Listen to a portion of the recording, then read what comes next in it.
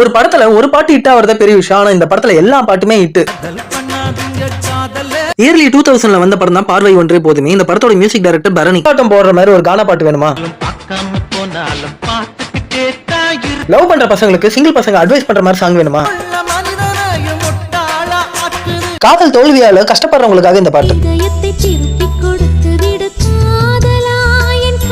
மழை வரும்போது இந்த பாடலும் ஒலித்தால் அருமையாகத்தான் இருக்கும்.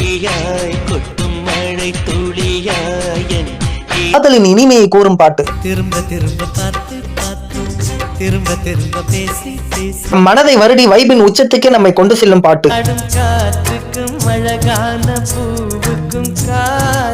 இந்த மாதிரி அனைத்து விதமான பாடல்களை கொண்ட படம் தான் பார்வை ஒன்றே போதுமே.